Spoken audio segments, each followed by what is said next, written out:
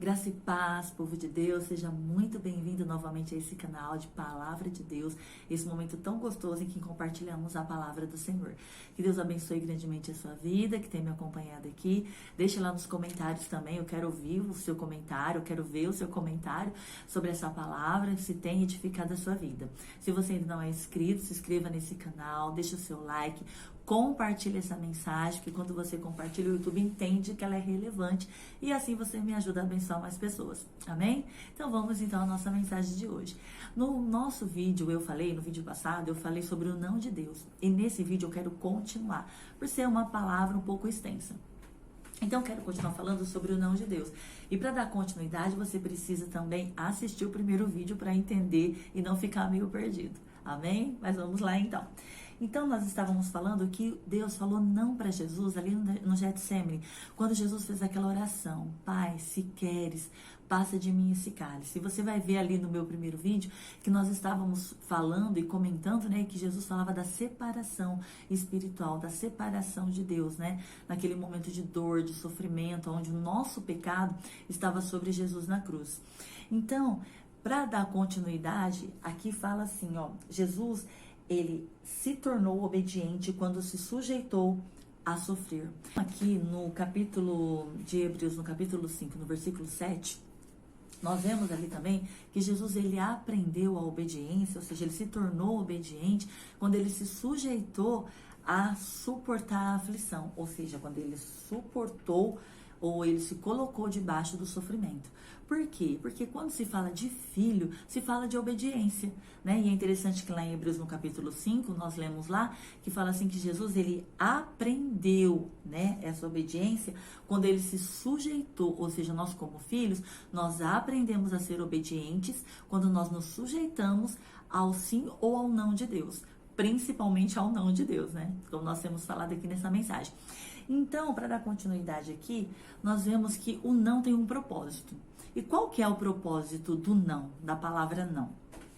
Quando falamos não, na maioria das vezes, como eu falei até no vídeo passado, é para proteção. Porque muitas vezes você fala não para alguém ou para alguma situação, né, de primeiro momento, porque você fala que ele não é um ambiente para mim. Não, eu não quero isso, eu não vou fazer aquilo, porque aquilo não vai me trazer benefício. Então, não é uma forma de você se proteger. Você fala não para não participar. Você fala não para não estar ali naquele momento. Mas trazendo aí exemplos bastante cotidianos de pai e mãe, né? Com seus filhos, você que é pai, você que é mãe, você vai entender o que eu tô falando. Quando nós falamos não para os nossos filhos, é por vários motivos, né? Quando você fala não para o seu filho que é pequeno, você está falando para proteger ele de alguma coisa, né? Você está falando não para ele não se machucar, talvez ele quer fazer alguma coisa que ele não tem idade para fazer aquilo. Você está falando não para ele porque ele não tem maturidade. Uma criança de 7 anos não tem como dirigir, né, um carro. Então ele fala, ai pai ou mãe, eu quero dirigir. Não tem maturidade, não tem condições de dirigir um carro. Outra coisa, não só maturidade, estrutura física também não tem, né? Outra coisa também, porque às vezes a criança não sabe lidar com aquela situação. Então ela pede, mas ela não sabe lidar com aquilo. Então você fala não para proteger ela. Porque também, muitas vezes, não é companhia para o teu filho. Por isso que você fala, não, olha, você não vai naquela festa, você não vai participar disso.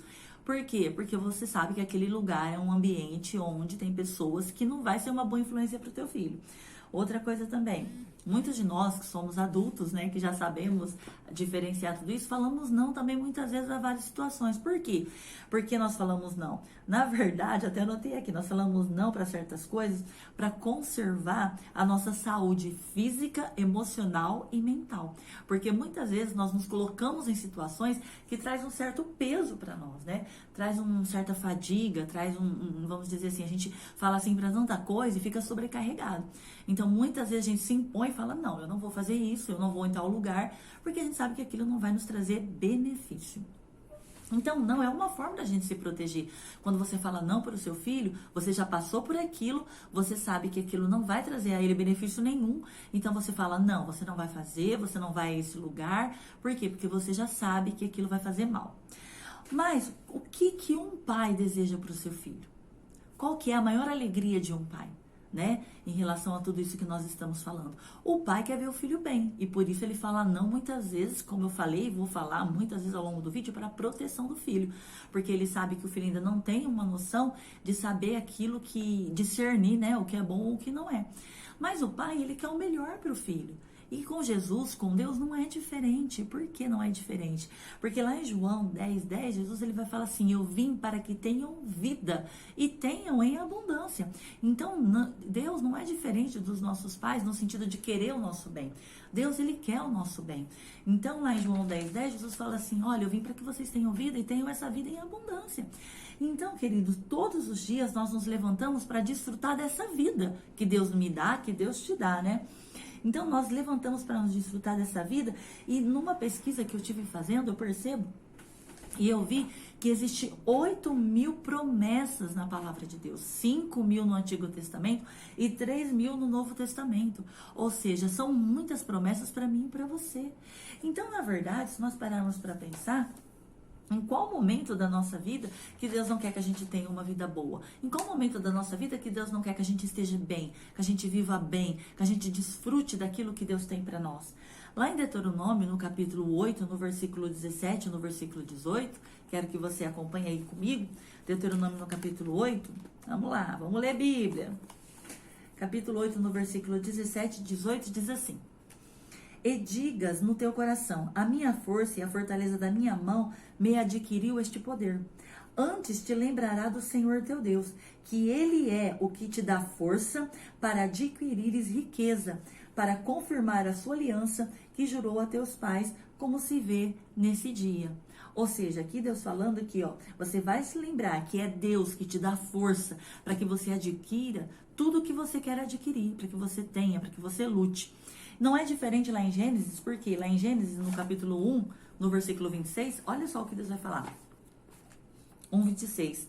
E disse Deus: façamos o homem à nossa imagem, conforme a nossa semelhança, e domine sobre os peixes do mar, sobre as aves do céu, sobre o gado, sobre toda a terra, sobre todo o réptil que se move sobre a terra. Queridos, nunca foi propósito de Deus que você não trabalhasse. Nunca foi propósito de Deus que você lutasse, que você estudasse. Nunca foi propósito de Deus isso. Porque a própria palavra diz que você vai se lembrar que é Ele que te dá força para que você lute, para que você plante, para que você vá lá e colha, para que você desfrute de tudo aquilo que você plantou.